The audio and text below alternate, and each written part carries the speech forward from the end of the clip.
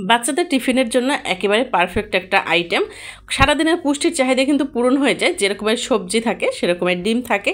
তো সব মিলিয়ে বাচ্চারা খুব পছন্দ করে। আপনারা কিন্তু এভাবে রান্না করে বাচ্চাদের টিফিনে দিতে পারেন। রাতের বেঁচে যাওয়া ভাত দিয়ে কিন্তু খুব মজাদার এই রেসিপিটি তৈরি করে বাচ্চাদের টিফিনে দিতে পারেন খুব চটজলদি, আর খেতেও অসম্ভব মজা হয়। আশা করছি আপনাদের কাছে রেসিপিটি ভালো লাগবে। তো চলুন ভিডিওটি শুরু করা যায়। টেনে সম্পূর্ণ ভিডিওটি দেখার জন্য অনুরোধ রইল। তো এখানে হচ্ছে সয়াবিন তেল দিয়ে দিয়েছি, আর হচ্ছে দুটো ডিম, সেটা ফেটিয়ে অল্প একটু লবণ দিয়ে ফেটিয়ে নিয়েছি, সেটা দিয়ে দিয়েছি। দিয়ে এখন সুন্দর করে নেড়ে চেড়ে একবারে ঝুরঝুরে করে নিয়েছি। আর ডিমটা যখন ভাজা হয়ে যাবে তখন তুলে নিয়েছি। ডিমটা কিন্তু একেবারে কড়া করে ভাজিনি, একটু হালকা করে ভেজে নিয়েছি। আর এখানে রসুন আর আদা কুচি সেটা হাফ চামচ করে দিয়ে দিয়েছি, দিয়ে একটু ভেজে নিচ্ছি। যখন হালকা লালচে হয়ে যাবে এর মধ্যে হাফ কাপ পরিমাণে পেঁয়াজ, সেটা বড় বড় সাইজ করে কেটে নিয়েছি, দেখেই বুঝতে পারছেন। আর এর মধ্যে ফ্রোজেন যে সবজি ছিল সেটা দিয়ে দিয়েছি। এই সবজির মধ্যে আছে ক্যাপসিকাম, ব্রকলি, গাজর, তারপরে হচ্ছে ফুলকপি।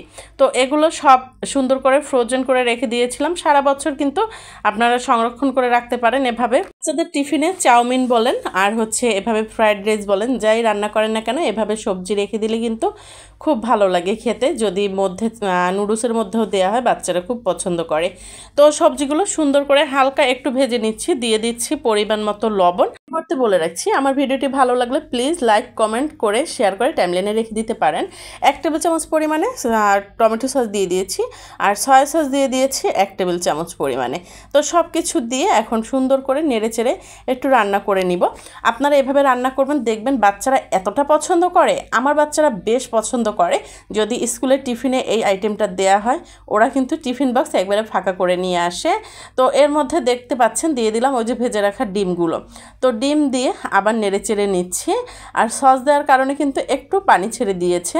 সস দিলে কিন্তু স্বাদ অনেকটা বেড়ে যায়, আর সয়া সস দিলে কিন্তু ফ্লেভারটা অনেক সুন্দর আসে। আর এখানে দিয়ে দিলাম হচ্ছে কাঁচামরিচ। আপনারা যেভাবে ঝাল খান, আপনাদের বাচ্চা যেভাবে ঝাল খায় সেভাবে বাড়িয়ে কমিয়ে নিতে পারেন। আর এখানে আপনারা গোলমরিচটাও দিতে পারেন। তো আমি এখানে দিচ্ছি না, যেহেতু আমার বাচ্চা ঝাল খেতে একটু কম পছন্দ করে, তো একটু কমিয়েই দিলাম ঝালটা। তো সব কিছু দিয়ে এখন আবার একটু সুন্দর করে নেড়ে চেড়ে নিচ্ছি। যখন দেখতে পাচ্ছেন যে তেল বের হয়ে আসছে এর মধ্যে ওই যে রাতের বেঁচে যাওয়া যে ভাত, সে ভাতগুলো দিয়ে দিলাম। আপনারা ভাতটা রাতে ফ্রিজের মধ্যে যদি বক্সে করে রেখে দেন একবারে ঝরঝরা থাকে, সকালবেলা ঘুম থেকে উঠেই কিন্তু এটা আপনারা চটজলদি রান্না করে দিতে পারেন বাচ্চাদের টিফিনের জন্য। তো এই যে রাইসগুলো দিয়ে এখন আবার নেড়ে চেড়ে মিশিয়ে নিচ্ছি। আমার কাছে মনে হয় এটা পৃথিবীর সবথেকে সহজ একটা টিফিন রেসিপি। আপনাদের কাছে কেমন লেগেছে অবশ্যই কমেন্টস করে জানাবেন। যদি ভালো লেগে থাকে শেয়ার করে টাইমলাইনে রেখে দিতে পারেন। সুন্দর একটা কমেন্টস করে সাথেই থাকবেন, লাইক করবেন। তো এখানে দিয়ে দিয়েছি হচ্ছে ভেজিটেবল সিজনিং যে রাঁধুনির, সেটা 1 প্যাকেট। তো দিয়ে এখন নেড়ে চেড়ে নিচ্ছি। আর এই ভেজিটেবল সিজনিংটা দিলে কিন্তু স্বাদ অনেকটা বেড়ে যায়, ফ্লেভারটাও বেশ সুন্দর আসে। তো সব কিছু দিয়ে এখন আবার একটু হালকা করে নেড়ে চেড়ে নিচ্ছি।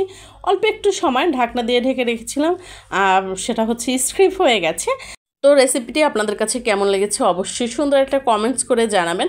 তো আপনাদের সাথে কথা বলতে বলতে আমার কিন্তু এদিকে রান্না কমপ্লিট হয়ে গেছে, এখন তুলে নিচ্ছি। আল্লাহ হাফেজ।